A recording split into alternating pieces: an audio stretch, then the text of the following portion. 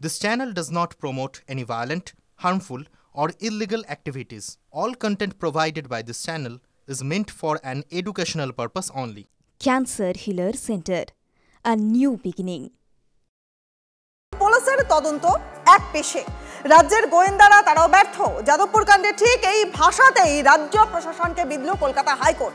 কলকাতা হাইকোর্টের এই পর্যবেক্ষণ কেন কলকাতা হাইকোর্ট ঠিক এই ভাষাতেই যাদবপুর কাণ্ডে এই ভাষাতেই রাজ্য প্রশাসনকে বিঁধল জানাবো। আমাদের সহকর্মী শ্রাবন্তী এই মুহূর্তে রয়েছেন আমাদের সঙ্গে। শ্রাবন্তীর সঙ্গে কথা বলবো। শ্রাবন্তী, কলকাতা হাইকোর্টের এই পর্যবেক্ষণ, এই সিদ্ধান্ত বা এই ধারণা কেন?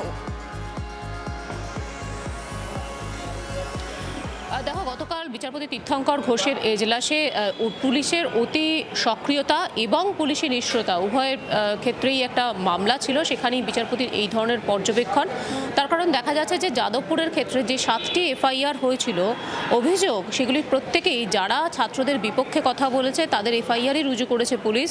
অথচ ছাত্রদের বিশেষত ইন্দ্রানুজ ইমেল মারফতে যে অভিযোগ করে তার একটাকেও গুরুত্ব দিয়ে এফআইআর হিসেবে ট্রিট করেনি পুলিশ। কেন এই ধরনের বৈষম্য, কেন এই বৈপরীত্য আচরণ রাজ্যের উচিত অভিভাবক হিসেবে গোটা ঘটনাটার দেখা, এমনটাই মত বিচারপতি তীর্থঙ্কর ঘোষের। একই সঙ্গে তার বক্তব্য, যে ধরনের পরিস্থিতি হয়েছিল তাতে গোয়েন্দা রিপোর্ট উপরে একেবারেই নির্ভর করা হয়নি, গোয়েন্দা পুরো ফেল হয়েছে। এখানে যে ইন্টেলিজেন্সের একটা আগে ভাগে একটা রিপোর্ট থাকে যে ওখানে কি হতে চলেছে, আন্দোলন চলছে ছাত্ররা, সেটা কেন মন্ত্রীকে জানানো হয়নি, এই প্রশ্নও তিনি তোলেন। তার বক্তব্য, একটা সাংবিধানিক পোস্টের যিনি অধিকারী অর্থাৎ একজন মন্ত্রী, তিনি যাদবপুরে যাচ্ছেন, তার আগে আন্দোলন হচ্ছেন, তার গাড়ি ঘিরে বিক্ষোভ, তার উপরে হামলা, গোটা বিষয়টি একেবারেই মেনে নেওয়া যায় না। পাশের প্রতিবেশী দেশ, তিনি বাংলাদেশের নাম উল্লেখ না করেও বাংলাদেশের কথা বলেছেন, সেই ধরনের পরিস্থিতি একেবারেই হতে দেওয়া যায় না, অন্তত আদালত এমনটা হতে দেবে না। আর সেই জন্যই পুলিশকে তিরস্কার বিচারপতি তীর্থঙ্কর ঘোষের।